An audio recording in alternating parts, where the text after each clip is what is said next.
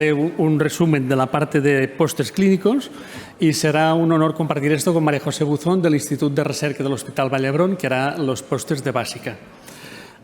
Los pósters, hay 195 pósters seleccionados, hay información muy válida, vale la pena verlos todos, pero los pósters son siempre una fuente de inspiración para ideas, trabajos y sobre todo muchísima información. Lo que voy a intentar es presentaros la conclusión principal de pósters seleccionados. He cogido los que mejor puntuación han tenido en el jurado, sabéis que se ha evaluado de manera muy rigurosa, por tanto ya ha habido una evaluación previa, he ido a coger los 10 que mejor se puntuaron y lo que me interesará es daros la conclusión y qué es lo que tenéis que preguntarle al presentador. Como presentador de pósters, sabéis que lo peor que te puede pasar es que nadie te pregunte nada. Estás ahí con la etiqueta, o sea que la gente os agradecerá muchísimo que les preguntéis lo que queráis. Hay 6 tracks clínicos, el primero es tratamiento antirretroviral. Hay presentaciones de cohortes de las 3 grandes pautas que estamos usando hoy en día: dolutegravir 3TC, cabotegravir rilpivirina long acting y Vic-Efetav. Inés Suárez García nos analiza la efectividad y seguridad a largo plazo de dolutegravir 3TC a 2 años en la cohorte CORIS. Básicamente tiene 2.058 participantes que hicieron un switch, no naive, sino un switch a Dolu 3TC. El 96% a 2 años mantiene su presión virológica, 2,2% tuvo fracaso virológico y un 2% discontinuó por efectos adversos. Una historia previa de fracaso virológico se asoció con un mayor riesgo, 4 veces mayor, de fracaso virológico en dolutegravir rilpivirina. ¿Sabéis que en cohortes... No se están viendo las diapos. No se están viendo las diapos. Vaya. Vale, ahora primer TAR y estamos con los 3 primeros pósters de estas 3 cohortes que os comentaba. Sabéis que en cohortes no se puede establecer causalidad, sino solo asociación. Por tanto, tener un fracaso virológico previo es un marcador histórico que siempre da más riesgo de tener mayor riesgo de fracaso con la pauta subsiguiente, sea la que sea.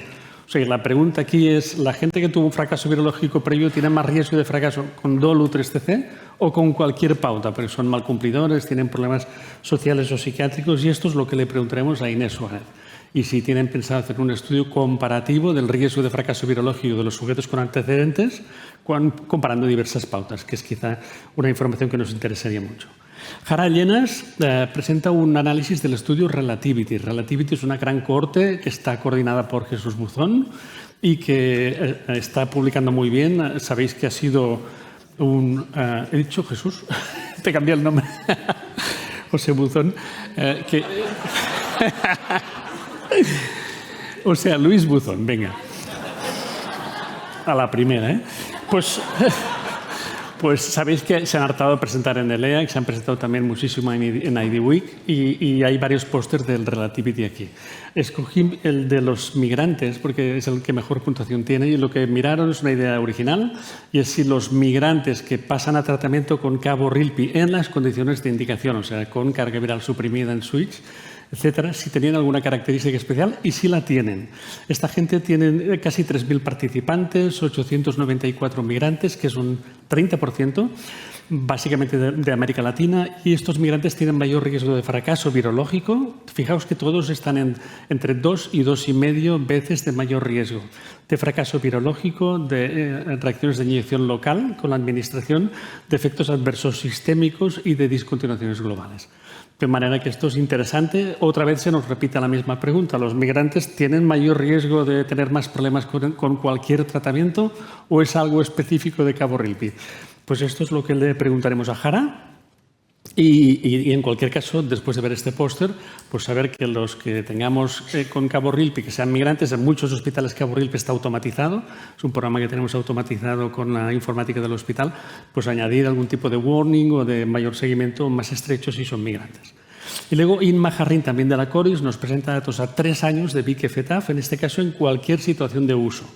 Tienen 1.141 naive, tienen 1.764 tratamientos experimentados que están con supresión virológica y tienen también 239 que están sin supresión virológica. Y fijaos que estos tienen 70% por debajo de 1.000 copias, pero 22% entre 1.000 y 100.000 copias y un 8% por encima de 100.000 copias. Muy probablemente será gente que interrumpió su tratamiento, no será verdaderamente gente con fracaso virológico. Sabéis que BIC-FETAF no tiene indicación en fracaso virológico ni estudios, pero habrá que preguntarles a estos sujetos pues, si era una interrupción o qué es lo que había pasado. Y a 3 años las tasas de supresión virológica son un 94% en naive, 96% en los suprimidos, en switch, y un 8% en los que tenían una carga viral muy alta. Perdón, un 81%. Y la causa más frecuente de discontinuación fue un switch proactivo a una pauta de 2 fármacos o a cabotegravir/rilpivirina. Y globalmente el fracaso virológico fue de un 5% a 3 años. Habrá que preguntarle si alguno de estos sujetos seleccionó resistente, que es algo extremadamente infrecuente con esta pauta, y qué es lo que pasó. Raquel Carrillo nos responde a una pregunta importante. Los no análogos de segunda generación, doravirina y rilpivirina, tienen un patrón mutacional distinto a los de primera generación, efavirenz y naviravirina, y uno podría tener el esquema de pues, un fracaso a un no análogo de primera, lo rescato con un no análogo de segunda. Hay mucha resistencia cruzada en realidad. Han cogido 192 sujetos, les han hecho un genotipo y lo que ven es que globalmente el 44 y el 61% tienen sensibilidad a rilpivirina y doravirina. Fijaos que las dos están alrededor de un 50%. De hecho, lo que vemos en el hospital es que los sujetos que han tenido un fracaso a pautas de primera generación con no análogos, la actividad residual de rilpi y doravirina es muy similar, no suele ser muy distinto, a pesar de que las mutaciones que impactan a cada fármaco son distintas. Pero los fracasos son no análogos, hay varias mutaciones y al final una impacta a uno u otro fármaco y la actividad residual suele ser similar. Por tanto, el mensaje, y este es importante, si uno va a rescatar un fracaso no análogo de primera generación con uno de segunda, tiene que evaluar con mucho detalle cuál es el genotipo y cuál va a ser el impacto. Vamos con complicaciones infecciosas. Juan Berenguer. Las investigaciones de Juan Berenguer siempre merecen pararse delante del póster y aprender. Siempre dan el clavo y aquí analiza si hacemos o no hacemos bien el seguimiento de los sujetos con hepatitis C curada, pero con cirrosis o con un F3-4, y que hay que hacer un cribaje semestral del hepatocarcinoma. Y esto está en las guías y es una cosa que deberíamos hacer obligatoriamente. No es sorprendente pues, que no lo hacemos al 100%. Fijaos que tienen 4.177 sujetos, 177 tienen criterios para este seguimiento a 6 o 12 meses, y esto a lo largo de los años ha ido aumentando. Fijaos que era un 48% en 2021, es un 70% en 2023, pero claro, un 70% y un 30% que se escapan. Aquí ya hay algo a favor de los clínicos, y es que radiología son servicios colapsados, y a pesar de que el clínico pida esa ecografía semestral, es posible que radiología no la pueda hacer. Entonces, si uno revisa solo la historia, pues ve que el SAICO no está hecha. Pero no está hecha porque en radiología tiene un retraso importante. Y el mensaje es que cuidado, porque no estamos haciendo un seguimiento riguroso de esto que está recomendado en todas las guías. Luis Ramos, un estudio de GESIDA, y cuidado porque es de ITS y hay un track de ITS, pero este estudio ha quedado englobado en las complicaciones infecciosas. Han mirado, sabréis que estamos en picos en máximos históricos de ITS, han hecho el periodo 21-23, a pesar de la PrEP, a pesar de la doxipep, las ITS siguen en máximos históricos, o sea que la conducta subyacente de riesgo se mantiene, tanto en sujetos con VIH como en sujetos en PrEP, y no es sorpresa que encuentren que tienen pues, más riesgo de tener un diagnóstico de ITS, pues usar chemsex, tener sexo anal sin preservativo, tener una ITS previa por sífilis o por clamidia, y contrariamente tienen menor riesgo, mayor edad, y los ciudadanos españoles, nativos españoles, españoles. Estos tienen algo menor riesgo. Bueno, es interesante porque las ITS las vamos tratando con la doxipep, con doxi, hacemos algún tipo de prevención, pero seguimos fallando mucho y deberíamos actuar más sobre esta verdadera pandemia. Y luego Marc Arcos nos habla sobre la hepatitis B aguda, una entidad que es infrecuente, pero que puede ser grave y que hay que tener en cuenta con las nuevas pautas que nos llevan tenofovir. Recordad que en la clínica o tienes un antisuperficie protector o estás con tenofovir. Esto es una cosa bien sencilla. O usted tiene una antisuperficie mayor a 10 o a 100 o está con tenofovir. Y así nos evitaríamos problemas. Ellos han hecho un seguimiento en un periodo largo de tiempo y han encontrado 23 casos de hepatitis B aguda. Es una incidencia baja, es de 0,05 por personas año. Es mucho menor a la hepatitis C aguda. y el 22% había recibido una vacunación completa para la hepatitis B, pero no habían respondido. O sea, no es que el clínico se le hubiera escapado, les vacunó, pero no respondieron a vacuna. Y luego un 17% progresan a hepatitis crónica B, que es una entidad, que es un problema de por vida. O sea que cuidado con la hepatitis B. El último caso que tienen, el más reciente, es un sujeto que estaba con caborrilpi long-acting, que recordéis que es una de las pautas de 2 fármacos que no tienen ninguna actividad para hepatitis B. En este caso no había estado vacunado, no había respondido y hizo una hepatitis B aguda. Y ninguna de los 23 casos de hepatitis B aguda estaba con tenofovir. En cuanto a comorbilidades, Laura Martín nos presenta un estudio muy innovador y es un programa de multiejercicio, de multicomponentes, cómo impacta la microbiota. Entonces cogen 60 sujetos, de ellos 40 adultos con edad avanzada, y les hacen un programa de 48 semanas de ejercicio multicomponente y se dan cuenta de que este programa impacta la microbiota o se asocia con un cambio en la microbiota. Y se asocia con un cambio que hay significativamente más genes bacterianos favorables o que se asocian a menor inflamación o a un mejor pronóstico. Y luego también encuentran pues, que hay diferencias entre hombres y mujeres, entre gente mayor y gente más joven, gente con parámetros de inflamación o gente con parámetros de obesidad. Como siempre en la microbiota estamos sobre si estamos viendo asociación o causalidad. El impacto del programa de ejercicio mejora la microbiota o mejora la salud global, la musculación, y esto acaba repercutiendo en la microbiota. Pues esto es lo que le preguntaremos a Laura. Y Nacho Bernardino, que es otro investigador que hay que seguir muy de cerca, nos habla del riesgo de hipertensión arterial con el inicio del tratamiento antirretroviral. Tienen 1.134 sujetos en seguimiento, un poquito más de un par de años, y la incidencia de hipertensión arterial es un 5% por año. Lógicamente es una prevalencia acumulada que aumenta con la edad. Y en el análisis multivariante pues tienen mayor riesgo de hipertensión arterial los varones, los que tienen mayor edad, y cuidado porque ya está servida la controversia, tienen mayor riesgo los que están con inhibidores de la integrasa cuando se comparan con los no análogos. ¿Qué problema hay en cuanto a esto y qué es lo que le preguntaremos a Nacho? El hecho de que el médico prescriba una u otra pauta es un sesgo de canalización de prescripción y esto viene asociado a muchísimas variables.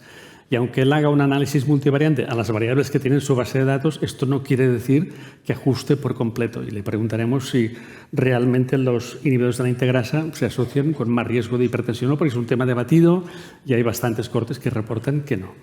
Y la prevalencia acumulada global es de un 18%. Vamos con prevención e ITS. Yolanda Campanero, un estudio muy chulo en que miran la gente con infecciones de transmisión sexual rectales recurrentes si impactan biomarcadores de inflamación. Y la respuesta es que sí. Han cogido 123 hombres que tienen sexo con hombres y los que tienen infecciones de transmisión sexual rectales recurrentes tienen niveles significativamente más elevados de un montón de citoquinas que son muy fáciles de mirar en muestras de suero. Lógicamente, pues en sujetos que tienen alta recurrencia, que definen como 3 o más ITS en los antecedentes, pues tienen mayores biomarcadores. Pero hay una cosa que chirría o que llama la atención y es que esto lo pueden ver en sujetos con VIH, en sujetos en PrEP, pero no les sale en sujetos con VIH. Entonces habrá que preguntarle a Yolanda por qué pasa esto. Ella emite una hipótesis, aunque no tiene datos en su estudio para soportarla, y es que los sujetos que no tienen infección por VIH pues tienen mejor respuesta inflamatoria y, por tanto, ante la exposición a una ITS recurrente, pues despiertan una mayor respuesta inflamatoria que un sujeto con infección por VIH tendría menor capacidad de respuesta. Pero esto es un tema que hablaremos con ella a ver si nos convence. Elia Sensi habla del repunte de la hepatitis C en usuarios de Chemsex y Slamin. Tiene en un periodo de 2 años 85 hepatitis C agudas en su centro o en su pequeña comunidad. El 99% todos son hombres que tienen sexo con hombres, 76% son gente que tiene VIH, 21% están en PrEP y son genotipos 1A o 4. Solo aclaran espontáneamente el 9%, o sea, la tasa es baja. Lo digo para la discusión de si tenemos que tratarlas de inmediato o esperar un mes a ver la caída de la carga viral para decidir si tratamos en base a si hay o no hay aclaramiento espontáneo. Solo el 63% recibió antivirales directos, o sea que el manejo tampoco es óptimo, y no por el médico, sino porque son gente difíciles de tratar, mucha pérdida, un seguimiento irregular. De hecho, un 12% tiene una pérdida de seguimiento y un 20% ya había tenido una hepatitis C previa. O sea, son riesgos, gente que mantiene un riesgo muy elevado. Sabéis que la hepatitis C es de las que menos se transmiten por vía sexual y, por lo tanto, es un marcador de muy alto riesgo. Y luego una última de los dos últimos tracks, la que mejor puntuación tenía, es este trabajo de Málaga, lo presenta María López, y es cuál es el impacto de la PrEP en la diversidad del VIH y en la transmisión de mutaciones en la gente con nuevas infecciones.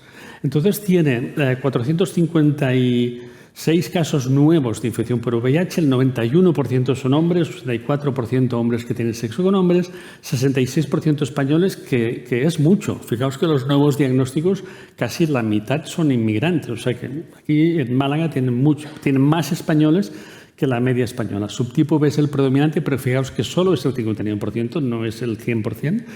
Y luego hay un dato muy importante que nos afecta a todos, y a los epidemiólogos sobre todo, y es que con la PrEP se ha reducido el número de casos.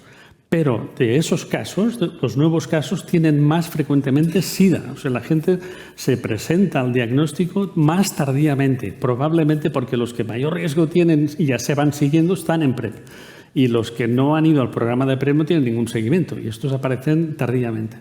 O sea que la tasa no de diagnóstico tardío, sino de SIDA al diagnóstico era de un 14% al principio y sube a un 23% al final de este periodo, y es significativo. Y luego las mutaciones más frecuentes siguen siendo las de los no análogos, sin diferencias significativas entre los dos periodos. Bueno, y esto es todo. Yo os dejo con María José para la parte de básica. Gracias.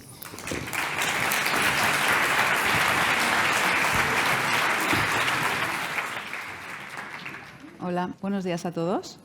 Yo soy María José Buzón del Instituto de Investigación Vall d'Hebron y os voy a presentar los pósters más básicos. Y bueno, os adelanto que el formato que yo he hecho es un poco diferente al que ha hecho Josep María Llibra. Yo me he basado más, no sé, los que vais al CROI, hay una sesión que la llaman Navigating Through the Presentations. He hecho un estilo más similar sin entrar en los resultados de los pósters. A ver, un segundito. Vale, empezamos con la patogénesis.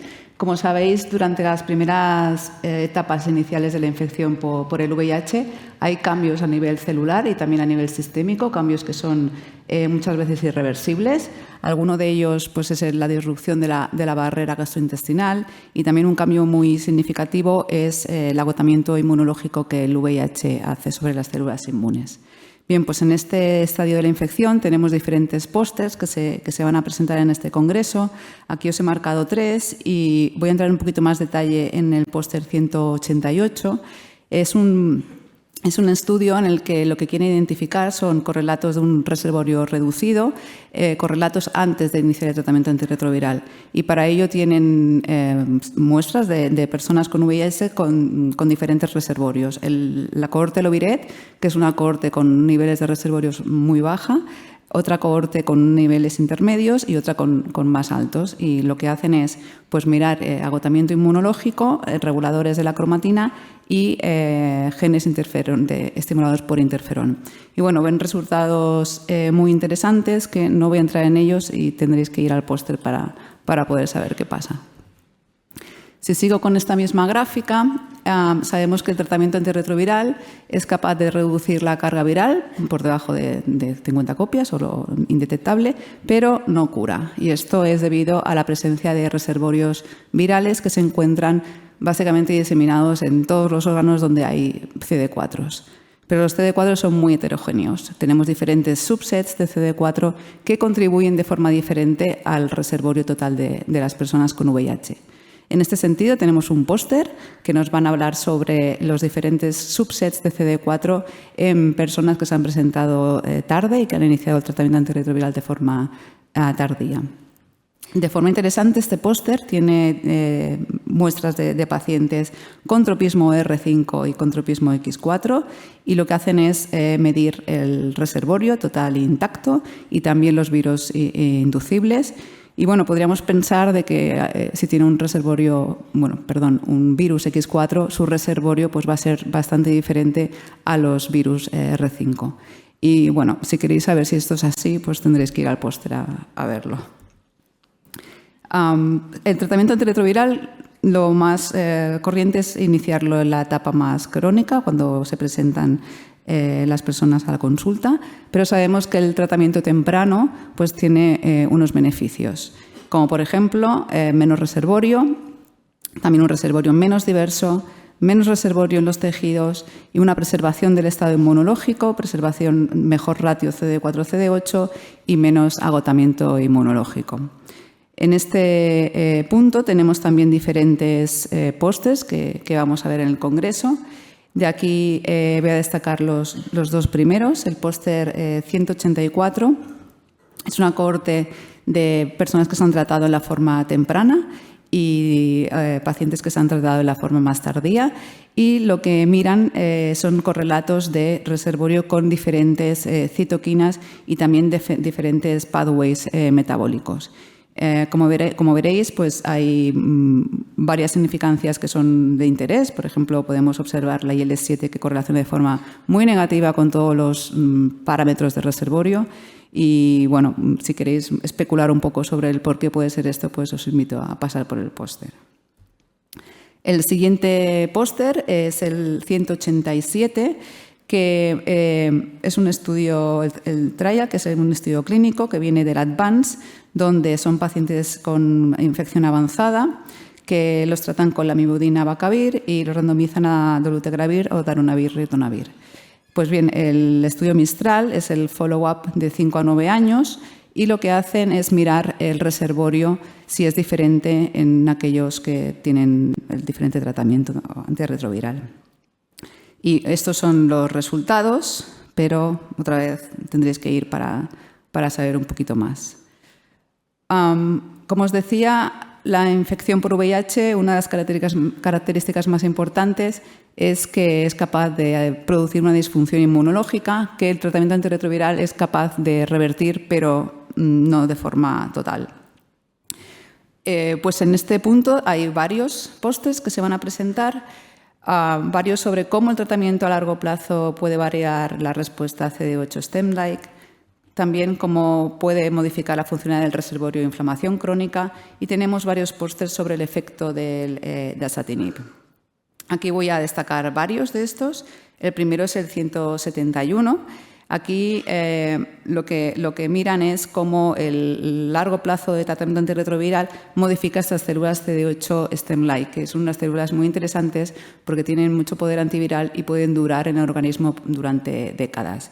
Bueno, miran diferentes marcadores metabólicos dentro de las células, introducen un tema de plasticidad metabólica que es muy interesante y que cada vez más estamos empezando a mirar en muestras en la básica.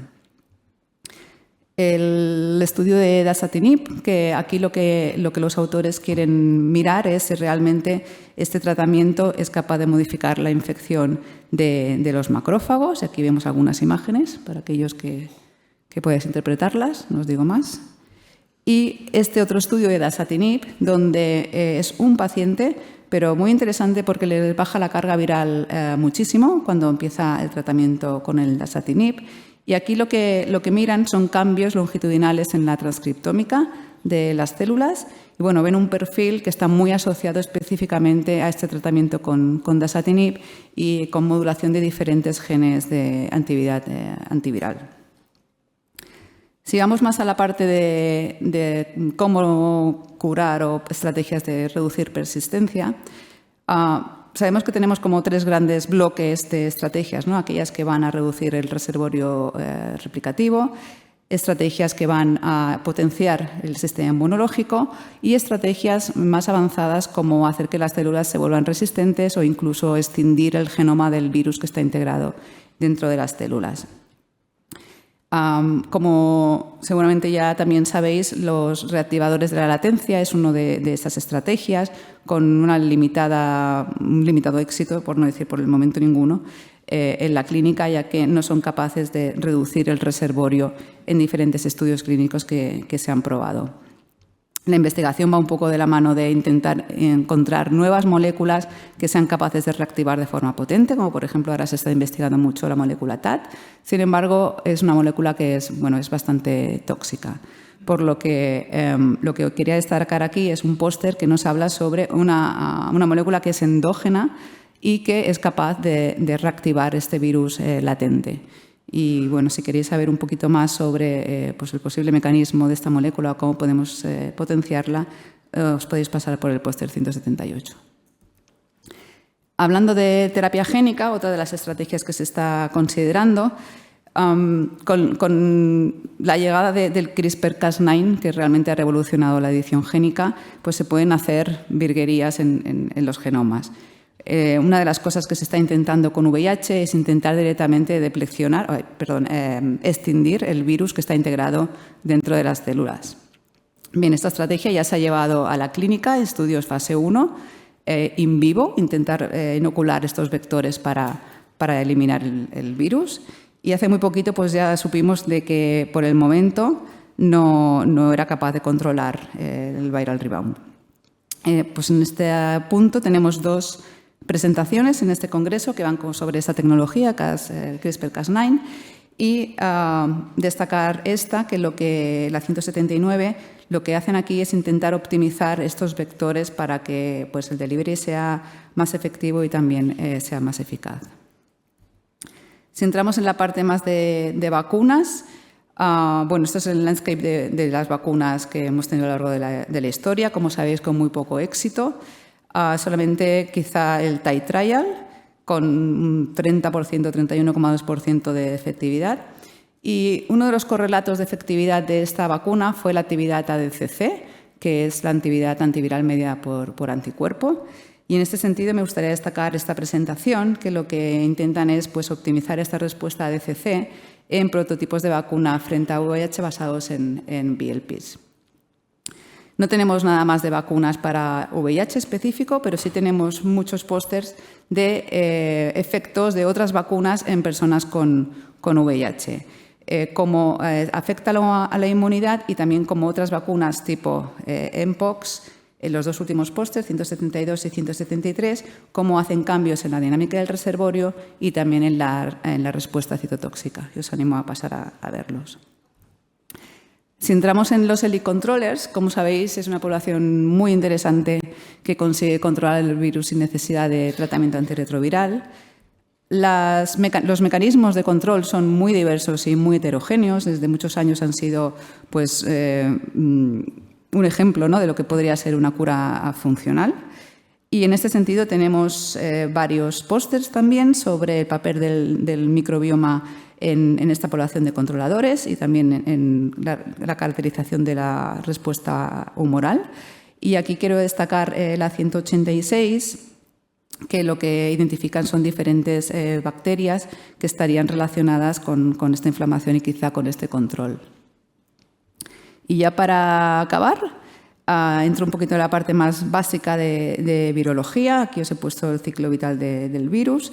Y tenemos un par de presentaciones. La primera nos habla sobre los sitios de integración de VIH en personas que tienen unas mutaciones raras en la transportina 3, que afecta a la integración del VIH, y también sobre el reciclaje telomérico como una vía de compensación inmunomediada. Y para aquellos amantes más de la evolución del virus, tenemos estas dos presentaciones, la 194 sobre la identificación de una nueva forma recombinante circulante y la 195 sobre la evolución de variantes de expansión en diferentes clústeres de transmisión entre comunidades autónomas. Y con esto ya acabo. Y bueno, nada, simplemente deciros que espero que vayáis a los pósters a verlos y que volvemos a menos cuarto. Aquí en esta sala, con las sesiones orales. Gracias.